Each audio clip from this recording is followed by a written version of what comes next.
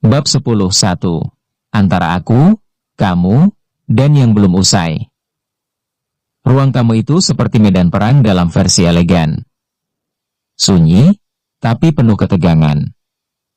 Tatapan Nadira menantang. Tatapan Anissa lebih ke mode, senyum sabar tapi dalam hati udah nyusun strategi perang batin. Panji duduk di kursi tengah. Tegap, tapi jiwanya nyaris terjepit di antara dua hati. Nadira, aku minta kamu jangan bawa masa lalu ke rumah ini, ucap Panji akhirnya, dengan suara datar namun dalam. Nadira menghela napas, lalu duduk kembali. Aku tahu ini egois. Tapi aku gak mau hidup dalam penyesalan. Aku cuma minta satu kesempatan buat ngobrol, bukan ganggu rumah tangga kalian. Anissa mengangkat alis. Tapi kamu barusan bilang mau memperjuangkan cinta yang belum selesai. Namanya juga perempuan, Mbak, jawab Nadira cepat. Kalau aku nggak nekat sekarang, aku bisa nyesel seumur hidup. Anissa mengangguk pelan. Aku ngerti. Tapi di sini, aku juga perempuan. Dan aku yang sekarang berdiri sebagai istri. Kalau kamu mau ngobrol, silakan. Tapi kalau niatnya balikin masa lalu, kamu udah telat datang. Panji memejamkan mata sejenak. Gue ngerti posisi kalian berdua. Enggak, Mas, potong Anissa sambil menatap suaminya dengan tatapan dalam. Yang harus kamu ngerti sekarang, kamu udah nikah. Dan itu artinya, kamu udah milih. Sekarang bukan waktunya ngerti posisi. Tapi berdiri di posisi yang udah kamu pilih. Panji menoleh, menatap wajah Anissa yang biasanya ceria, kini berubah tegas dan dewasa. Nadira pun terdiam, seperti baru sadar kalau Anissa bukan sekadar istri tempelan. Kalau kamu mau ngobrol sama Nadira, silakan. Aku ke dapur. Nanti aku bikinin kopi. Siapa tahu bikin obrolan kalian pahit sekalian, ujar Anissa, lalu bangkit tanpa menunggu jawaban. Panji menatap kepergian istrinya. Ada perasaan aneh dalam dadanya. Bukan hanya kagum, tapi juga takut kehilangan. Nadira menatap Panji penuh harap. Aku gak datang buat ngerebut kamu. Tapi aku datang untuk tahu masih ada tempat buat aku, atau enggak? Panji memejamkan mata. Hening. Lalu ia membuka suara, pelan. Dulu, kamu pergi tanpa pamit. Tanpa penjelasan. Dan aku butuh waktu bertahun-tahun buat ngerti kenapa hati gue gak bisa sembuh.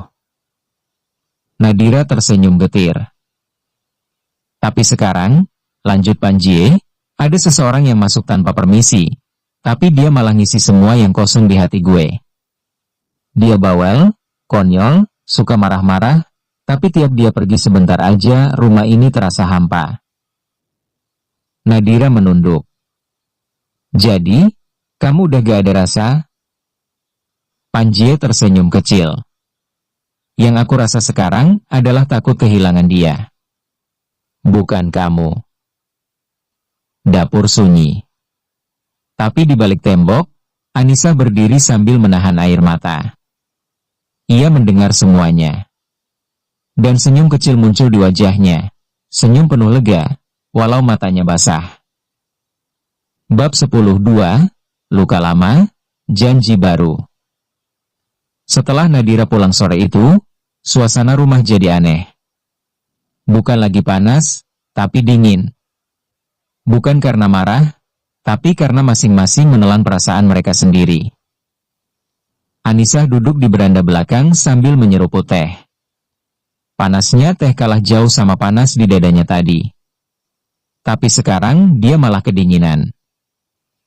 Panji mendekat tanpa suara. Ia membawa jaket tipis dan langsung menyampirkannya ke bahu Anissa. Nanti masuk angin, ucapnya pelan. Anissa tak menoleh. Mas, aku gak apa-apa. Enggak kayaknya. Anissa tersenyum miris. Tadi aku sempat mikir, kenapa Mas gak nyuruh dia pergi dari awal? Tapi aku ngerti. Gak semua hal bisa diselesaikan secepat itu. Termasuk luka. Panjie duduk di sampingnya. Tatapan matanya jauh, tapi suaranya dalam. Luka lama memang susah sembuh, tapi sekarang aku takut ninggalin yang jadi obatnya. Anissa menoleh perlahan, matanya berkaca. Aku cuma perempuan biasa, Mas. Aku bukan siapa-siapa dibanding dia. Tapi aku juga punya rasa. Aku bisa marah, bisa cemburu, bisa nyerah. Tapi kamu gak nyerah tadi, potong Panjie pelan. Dan itu yang bikin aku makin gak mau kehilangan. Sunyi sebentar. Panjie mengambil tangan Anissa, menggenggamnya hangat. Aku pernah bilang ini pernikahan yang terpaksa. Tapi sekarang, aku justru pengen terus milih kamu. Hari ini. Besok. Setiap hari. Anissa tertunduk, air matanya jatuh. Mas bohong? Serius? Bohong? Mas belum tahu aku boros kalau lihat diskon. Belum tahu aku kalau lagi PMS bisa marah kayak sinetron. Belum tahu aku suka ngorok pas capek. Nanti nyesel, loh. Panjie tertawa kecil. Kalau aku nyesel, aku nikahin kamu 2 kali biar gak nyesel 2 kali. Anissa spontan nyubit lengannya. Garing. Tapi senyumnya lebar. Tangisnya berubah jadi tawa kecil. Dan malam itu, udara rumah yang sempat dingin perlahan menghangat lagi. Dari balik jendela, Bu Fatimah, ibunda Panjie, mengintip sambil senyum tipis. Ia mengangguk kecil. Dalam hatinya, ia tahu, cinta bukan soal siapa yang datang lebih dulu, tapi siapa yang tetap tinggal saat badai datang. Bab 10:3, Bayangan masa lalu di antara kita. Pagi itu, suasana rumah Mahardika mulai terasa tenang kembali. Anissa bangun lebih dulu, menyeduh kopi untuk Panjie dan teh manis untuk dirinya sendiri. Ada damai dalam gerak tubuhnya, tapi sorot matanya masih menyimpan sisa gelisah. Panjie turun dari lantai 2 dengan rambut sedikit berantakan. Anissa hanya melirik sebentar, lalu kembali ke kompor. Pagi, suara Panjie terdengar dalam dan berat. Pagi, jawab Anissa pendek. Ia masih sedikit kikuk. Bekas konflik dengan Nadira memang sudah diredam, tapi tidak sepenuhnya hilang. Panjie menghampirinya dari belakang, lalu memeluk pelan pinggangnya. Aku udah bilang, aku pilih kamu, bisiknya. Anissa diam sejenak, lalu menjawab pelan, tapi kadang rasa takut itu gak bisa diredam cuma sama kata-kata. Mas? Belum sempat Panjie menjawab, pintu depan rumah diketuk. Anissa refleks melepas pelukan Panjie dan berjalan ke depan. Saat dibuka, seorang pria berdiri di sana. Tinggi, berwibawa, dengan jas rapi dan tatapan tajam. Selamat pagi. Apakah ini kediaman Panjie Rizkan Mahardika? Tanyanya sopan. Iya.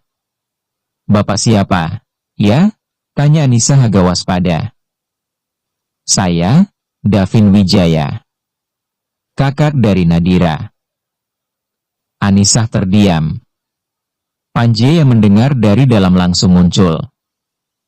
Davin? Davin mengangguk. Kita perlu bicara.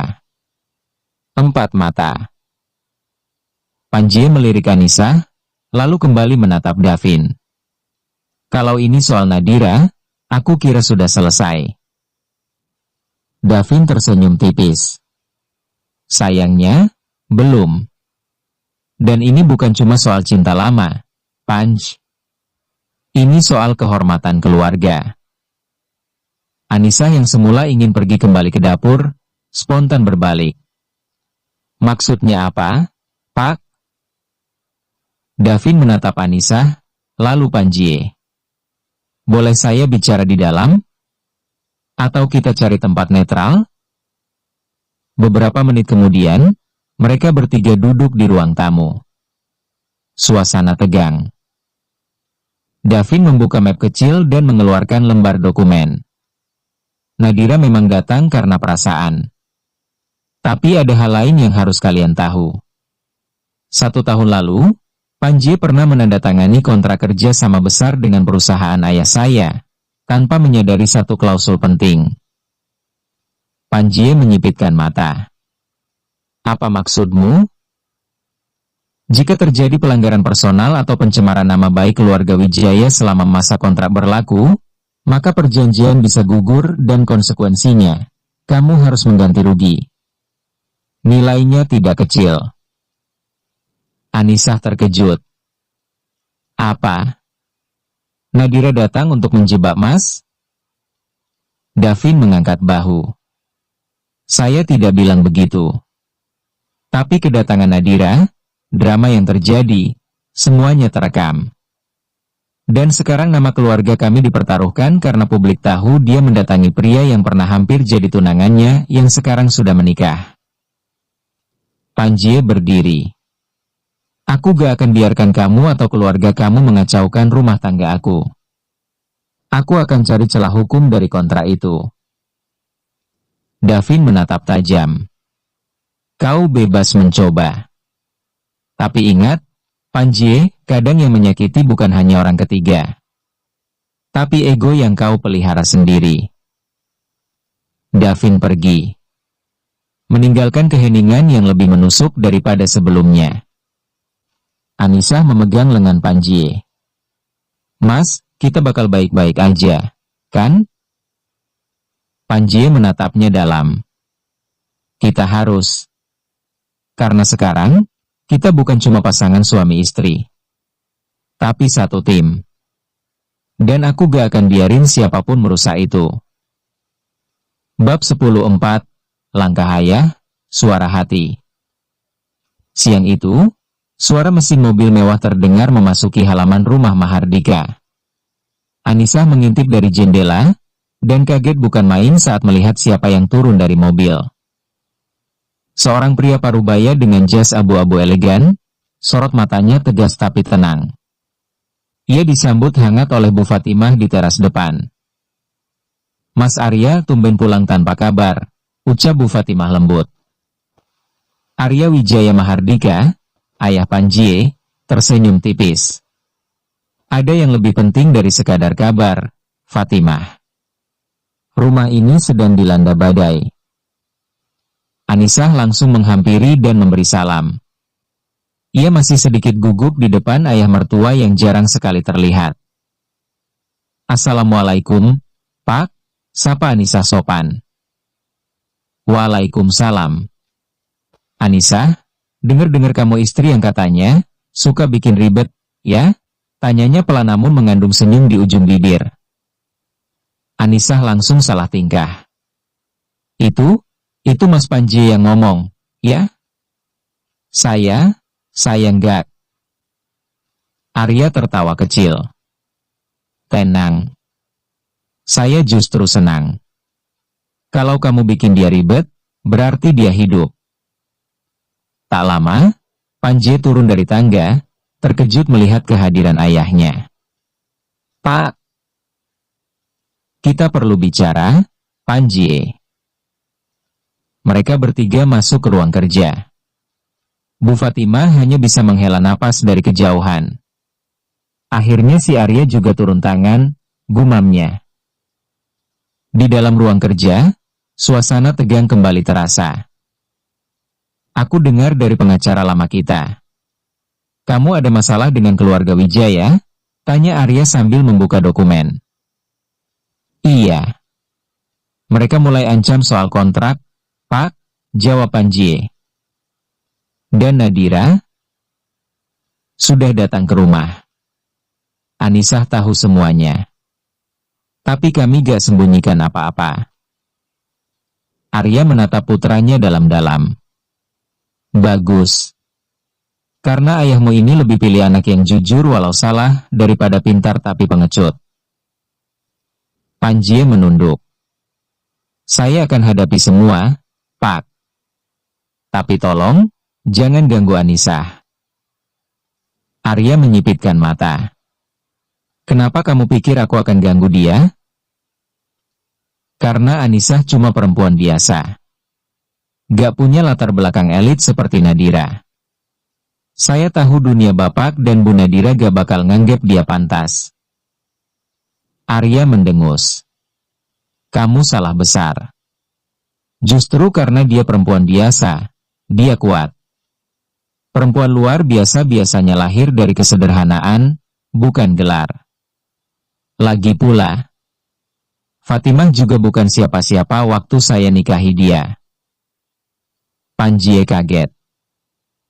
Arya berdiri, mendekat ke jendela. Keluarga Wijaya lupa satu hal. Mahardika bukan keluarga yang bisa ditindas diam-diam. Kita bisa lembut, tapi kalau diinjak, kita gigit balik. Ia berbalik dan menatap Panjie. Kamu sudah jadi suami. Sekarang saatnya jadi kepala keluarga. Tapi ingat, kepala keluarga itu bukan yang paling keras, tapi yang paling bisa melindungi. Panjie mengangguk pelan. Anissa yang mengintip dari celah pintu, mendengar semuanya. Ia menggenggam dadanya erat-erat. Antara terharu dan takut. Karena dia tahu, badai besar belum benar-benar reda. Dan sekarang bukan hanya Panjie yang harus kuat, tapi dia juga. Bersambung. Berikutnya akan membawa kita ke titik balik ketika Anissa mulai mengambil sikap, bukan sebagai perempuan yang menunggu, tapi yang berdiri sejajar, dan saat teror tak hanya datang dari luar, tapi juga dari masa lalu Panjie yang perlahan terkuak lewat seseorang yang tak disangka. Lanjut ke bab selanjutnya.